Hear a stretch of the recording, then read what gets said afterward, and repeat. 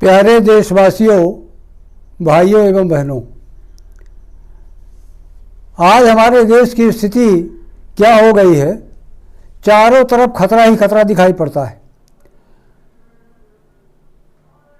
आप समाचार में सुनते होंगे कि कहीं दंगा हो रहे हैं, कहीं आतंकी हमले हो रहे हैं, कहीं उग्रवादी हमले हो रहे हैं, कहीं माओवादी हमले हो रहे हैं, तो और कई तरीके से हिंसाएं हो रही। चारों तरफ हिंसा ही हिंसा नज़र आती है। हम समझ नहीं पाते हैं कि हमारे देश की सरकार, देश को चलाने वाले लोग क्या कर रहे हैं। हमारे देश की पुलिस क्या कर रही है। क्या पुलिस के ऊपर कोई नियंत्रण नहीं है हमारे सरकार का? ये समझने की बात है। हमारा देश चारों तरफ से जल रहा है। एक तरफ कुआं, दूसरी तरफ खाई। आगे कुआं, पीछे खाई। आगे जाते हैं तो कुआं में गिरते हैं, पीछे जाते हैं तो खाई में गिरते हैं। चारों तरफ से जान को खतरा है, चतुर्दिश खतरा है। ऐसा कोई देश का कोना नहीं है जहां पर खतरा ना हो। कहीं उग्रवादी हमले हो रहे हैं, कहीं आतंकी हमले हो रहे हैं, कहीं दंगा हो रहे हैं, मार काट चालू है। तमाम चारों तरफ हिंसा ही हिंसा दिखाई पड़ती है। हमारी सरकार कर क्या रही है समझ में नहीं आता।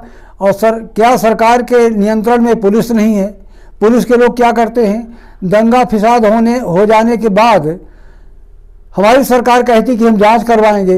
अरे ऐसा सरकार क्यों नहीं करना चाहती कि दंगा फिसाद हो ही नहीं। दंगा फिसाद होने से पहले ही नियंत्रण कर लिया जाए। अभी दिल्ली के जहांगीरपुरी में दंगा हुए, पत्थरबाजी हुई, और वो भी ऐसे समय पर जब बजरंगबली की शोभा यात्रा निकाली जा रही थी।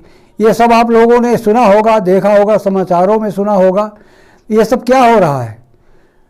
क्या शोभा यात्रा निकालने से पहले दंगा फिसाद को, पत्थरबाजों को रोका नहीं जा सकता था? जो गोलीबारी हुई उसको रोका नहीं जा सकता था? हम ये समझते हैं कि कहीं ना कहीं हमारी सरकार ही इसमें दोषी है और सरकार कुछ करना नहीं चाहती है।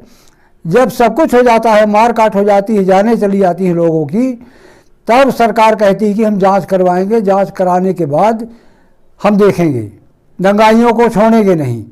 और हम कहते हैं कि दंगा होने से पहले ही नियंत्रण क्यों नहीं किया जाता कि भाई दंगा हो ही नहीं।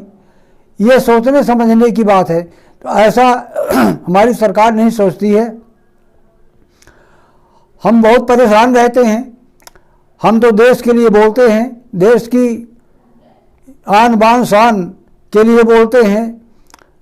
हम तो अहिंसात्मक व्यक्ति हैं, हम अहिंसा के संबंध में बोलते हैं। हम चाहते हैं हमारे देश में हिंसा न हो।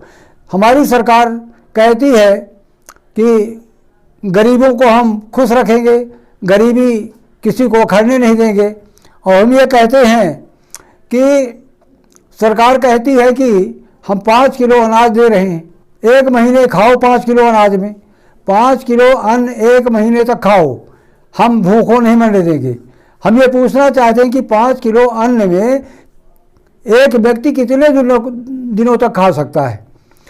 जो सरकार चलाने वाले लोग हैं, जो 5 किलो महीने में अनाज देते हैं, उनसे हम पूछना चाहते हैं कि आप 5 किलो में कितने दिन खा सकते हैं? क्यों बेवकूफ़ बनाते हो देश की जनता को? हमने आपसे अनाज मांगा तो नहीं, क्यों दे रहे हो?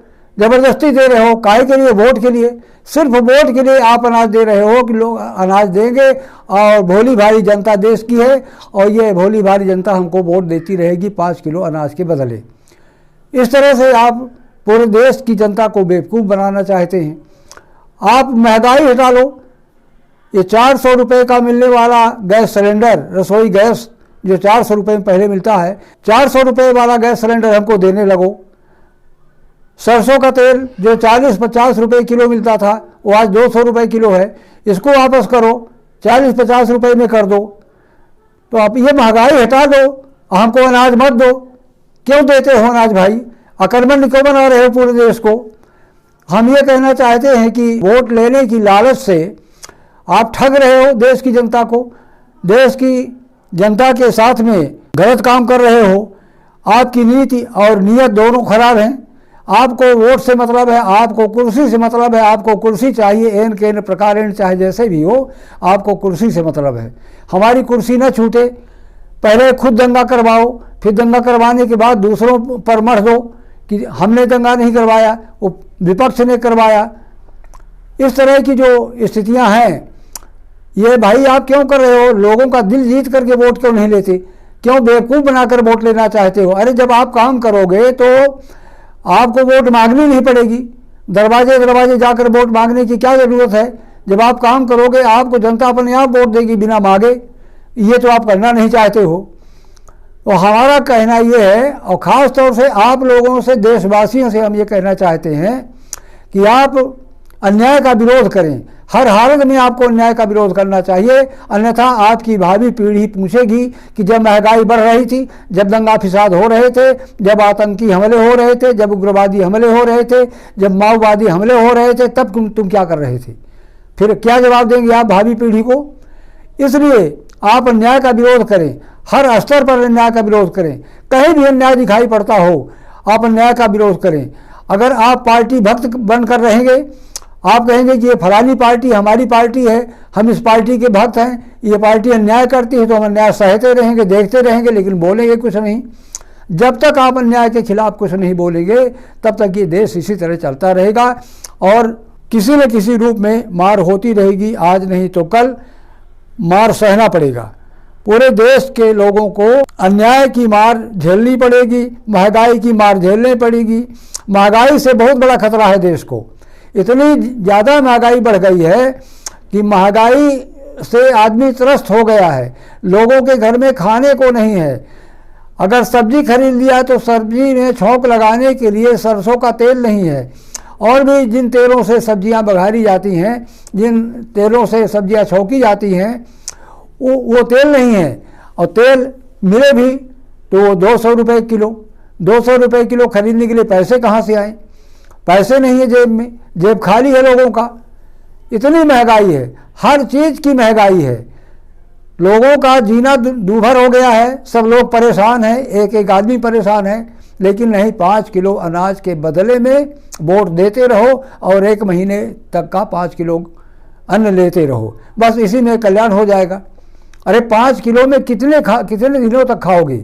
5 किलो में 5 दिन के लिए हो सकता है, और फिर 25 दिन क्या खाओगे भाई? तो 25 दिन क्या खाओगे, ये भी सोचो अपने दिमाग से। ये सोचना नहीं है किसी को। तो आतंकवाद से लड़ने के लिए, आतंकियों से लड़ने के लिए, उग्रवादियों से लड़ने के लिए, माओवादियों से लड़ने के लिए आपको आगे आना पड़ेगा, सड़क में आना पड़ेगा, विरोध करना पड़ेगा, सरकार की गलत नीतियों का विरोध करना पड़ेगा। सरकार गलत काम करती है और आप कहते रहे हमारी पार्टी है इसलिए हम उसकी गलत नीतियों का विरोध नहीं करेंगे, तो ये तो न्याय संगत नहीं होगा। भाई गलत कोई भी करे, चाहे अपना ही क्यों ना हो, चाहे अपने पिता ही क्यों ना हो, अगर गलत काम करते हैं तो उनको गलत कहना चाहिए। इस तरीके से जब तक आपका सिद्धांत नहीं बनेगा, तब तक ये देश इसी तरह जलता रहेगा। देश परेशान होगा, आप परेशान होंगे, आपके बाल बच्चे परेशान होंगे, सब लोग परेशान रहेंगे। किसी को भी सुकून नहीं मिलेगा। कोई भी आराम की ज़िंदगी, सुकून की ज़िंदगी नहीं जी सकता है। इसलिए हम आपसे कहना चाहते हैं कि हर प्रकार के अन्याय का विरोध करने के लिए आप आगे आएँ, आप सरकार तक अपनी बात पहुंचाएं। ये हम जो बोल रहे हैं आपकी तरफ से बोल रहे हैं, आपकी आवाज़ है। इसीलिए इस चैनल का नाम है जनता की आवाज़। जनता की आवाज़ का मतलब है कि हम जो बोल रहे हैं वो जनता बोल रही है देश की। तो आप देश को संभालने के लिए, अपने आप को संभालने के लिए, अपनी भावी पीढ़ी को संभालने के लिए आगे आएँ। देश में होने वाले अन्याय अत्याचार को समझें। बहन बेटियां बाहर निकलती हैं घर से, फिर लापता हो जाती हैं, पता नहीं चलता कहाँ चली जाती हैं। ये किसकी कमी है? आखिर इसके प्रति जिम्मेवार कौन है? महंगाई के प्रति जिम्मेवार कौन है? इतनी जो महंगाई तेज़ी से बढ़ रही है, इसके प्रति जिम्मेवार कौन है? Who is responsible for that? हम ये पूछना चाहते हैं कि आप लोग सोचिए कि इन सब के पीछे हाथ किसका है? महंगाई क्यों बढ़ती है? हमारे देश में विदेशी कंपनियां यहाँ काम कर रही हैं। जब हमारा देश आज़ाद नहीं था तब यहाँ एक अंग्रेज़ों की कंपनी आई थी, उसका नाम था ईस्ट इंडिया कंपनी। आज हमारे देश के अंदर 12,458 विदेशी कंपनियां काम कर रही हैं।